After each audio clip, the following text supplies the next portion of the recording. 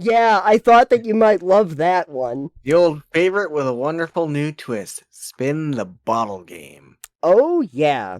Fun I for the love that. whole family.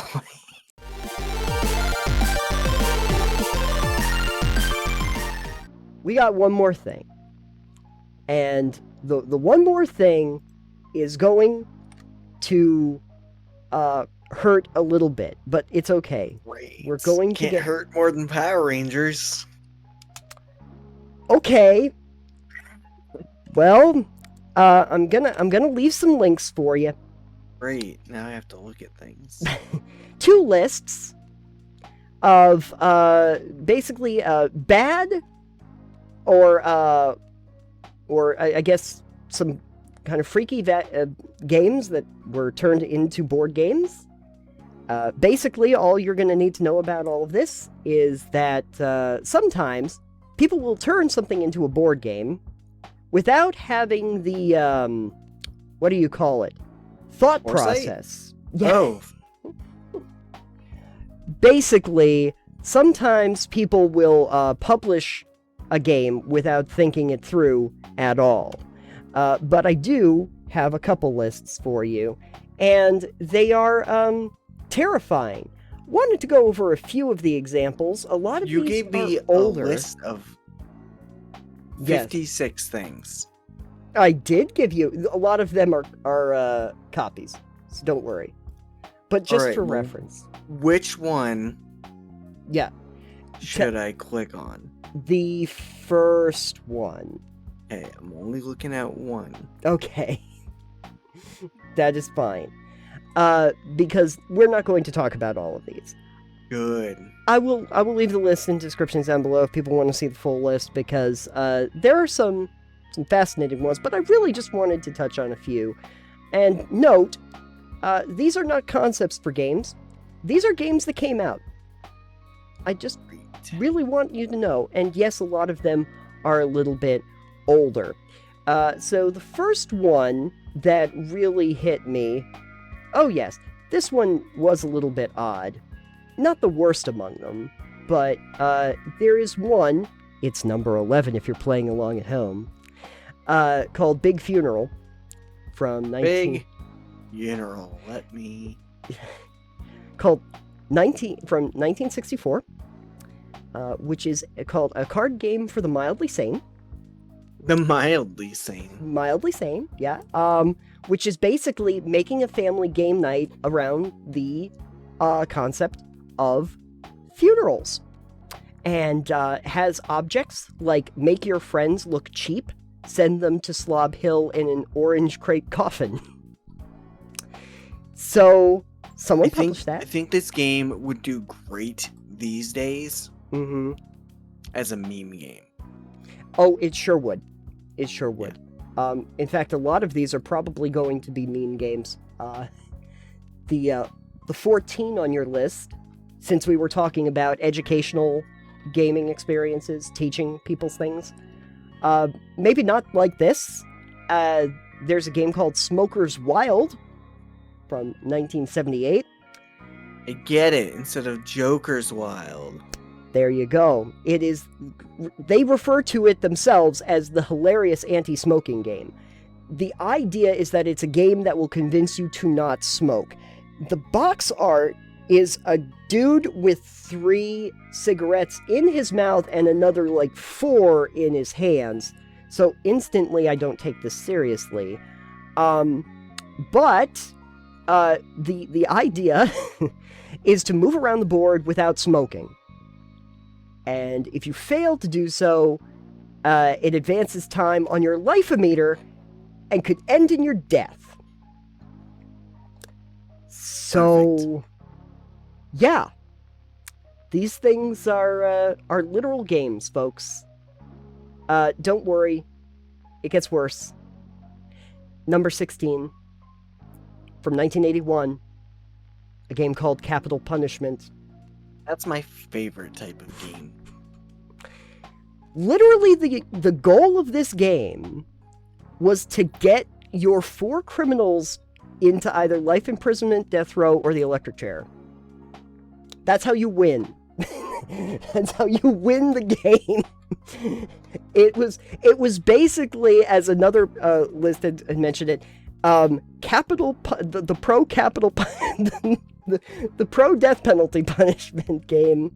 They made a board game and like marketed it to kids. So there's that. Ooh. I'm skipping right down to 26, Nathan. Oh, did you? Uh-huh. Yeah, I thought that you might love that one. The old favorite with a wonderful new twist. Spin the bottle game. Oh, yeah. Fun for the whole family. Now, I kind of thought that might catch your eye, because when I saw that, I was like, boy, of all the things, I did not imagine that was going to be it. And for people who are thinking, like, yeah, you've heard of Spin the Bottle. Listen, this is the Tennessee edition. We're going to Arkansas. For those playing along at home, the Spin the Bottle game is not Spin the Bottle like you know it. This is literally supposed to be turning the Spin the Bottle game into a family game that has like a board with a bunch of numbers on it where you spin the bottle and I guess stuff happens. But yeah, the numbers are how many times you have to kiss the person. The graphics on this does not help at all. It's just the family. The mom and dad are down on the floor. The kids are all around them. They're having a good old time. Dad's looking at his little girl, and she's like, I don't know. What are we supposed to do now? I will mention a couple that you skipped over, though. Yeah, I was just scrolling down. Oh, sure. Like, oh, yeah, wow. That is scary. On a similar note, actually, I will put your attention to number 21, which is Feely Mealy from 1967. Yeah. I mean, you don't need to buy this game. No. To do that. You just gotta get a cardboard box and a couple holes in it. Yeah, I think it was just the way that they were presenting it, where I just, like, the game that gives you a funny feeling. And for people that don't see the box, basically you have a few kids, they're around this box, and it's basically the what's in the box game, right? You have the cardboard box, and there's, like, something you put in, and you try to feel around in a dark box. And this one is from 4 different angles. So I guess, I don't know, there's nothing that could go wrong here. Nothing at all. From ages 5 to 14. There's Milton Bradley! It was Milton Bradley. I blame Milton Bradley. Yeah. Number 18, though, I find fascinating. You know how we were talking about serious matters that you could tackle with a board game? Probably not the sinking of the Titanic. Listen, that's a serious thing. Until you read the description, the game you play as the ship goes down, then face the perils of the open sea. So the goal, as it's described, is to get food and water from nearby islands after it's like, okay, now we're completely off topic. What are you talking about? Until the rescue boats save you. And the last player standing wins, and everybody leaves with a very confused history lesson. I keep thinking to myself, what are the win conditions? Are you the one that survives, and you have to make sure nobody else does? Maybe. Maybe? Well, I don't want to find out. Why would you not let anyone else survive? Because of reasons? Well, fuck. Yeah, I know. I don't necessarily think that it was a particularly great idea to do that, to be honest with you. There's also one on there that's Hangman, which is just the Hangman game, but it tries to show what it's talking about by having Vincent Price on the cover at a hanging post with the noose in his hand. Someone published that game. Of course they did. Yeah. Also, on that other list that I gave you, the weirdest version of Risk that you'll ever see, The War on Terror, the board game. Oh, I didn't realize that was Risk. It was well, they say that you have to think of it as Risk, but it's supposed to be a satirical version of Risk. But the doodle graphics and everything on it do not necessarily lend itself to being taken seriously. It is apparently still hard to find. You can find copies of this for like $200 on Amazon now, because at one point it was even confiscated by police. What even? Yeah. Oh, yeah, I will tell you about this one. I think we're almost done, but this one is great. It's outrageous party mugshots. Great. And I love the way that they're marketing this. It's so much fun, it should be a crime. With 100+ activities. Just to kind of explain what this game is.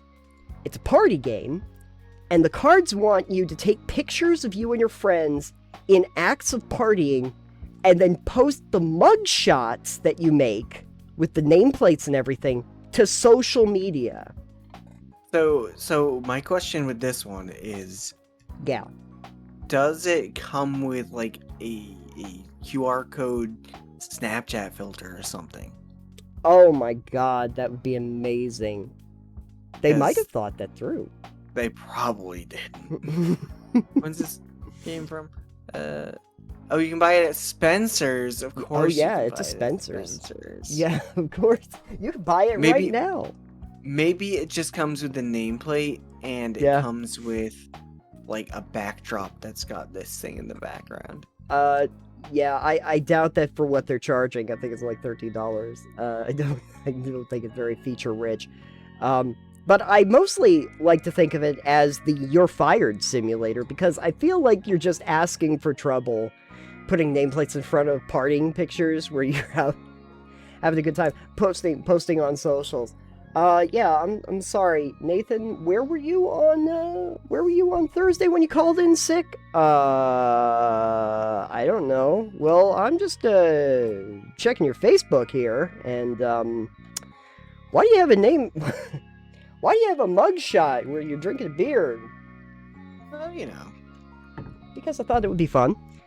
And then, finally, or at least for me, finally, the one I thought was very interesting, toward the bottom of that second list, is one called Foreclosed, where you get to relive the nation's housing crash as a creditor.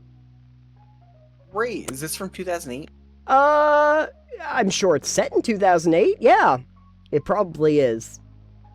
It only takes 30 minutes to play, and about as much time to lose all of your money. 6 players, and I think my favorite thing is that on the box art, you have all of these people that are, talking about things they want to buy, and then the guy crying with no money in his pockets looks like Mr. Moneybags, but he's very sad right now. I don't know why he'd be sad. I don't think that's how the housing crisis worked, but... I would like to know, Nathan, this... okay, I was just looking. This one that you're looking at, this article... Yes. 26 funniest free board games you can buy. This was written in 2016. This was written in 2016. So this is a bit outdated. I had clicked on the Monopoly FedEx edition, and it said that new copies are available for about $53 on Amazon. So I clicked on the Amazon link, because there is a link, and it is $150. Oh my god. Oh, and then no. the Giggle Pants that says it's $14.99 on Amazon, $90. $90. I'm guessing... Capital Punishment says it's $114. Oh, no, that page is not good at anything. Sorry. Not Giggle Pants. I want to buy some Giggle Pants. It actually comes with a set of Giggle Pants, which is pretty great. Oh, Food Chain Magnate is still almost right. It's $136. I'm going to guess then that a lot of these are not currently in print. Lawsuit you cannot buy. The website is not operational. Right. Go figure. And the final entry, by the way, on that second list, of course, is the Green Lantern Saves the Earth. Yeah, because Ryan Reynolds is never going to be able to live that down. I mean, I'm sure he's lived it down by now. He's fine. He's fine. He's fine. He's doing great. He's great. We don't have to remind him of the Green Lantern game, but I kind of want to buy it now. So many of these are... I don't think I can. I don't think I can buy Borderlands. I can't buy a Green Lantern. I feel bad now. I do. The War on Terror is not available. They confiscated Sorry, them all. everybody. It's been canceled. Folks, I'm sorry to tell you, you can't buy the War on Terror game. I wish you could. Sorry. But what about... a lot of these are no longer games you can find. I'm sad now, but also not surprised at all. Which actually makes them the collector's editions they said they are. Oh, yeah. But you know what is still available and is still the price we thought it was, Alex? Mr. Bacon's Big Adventure.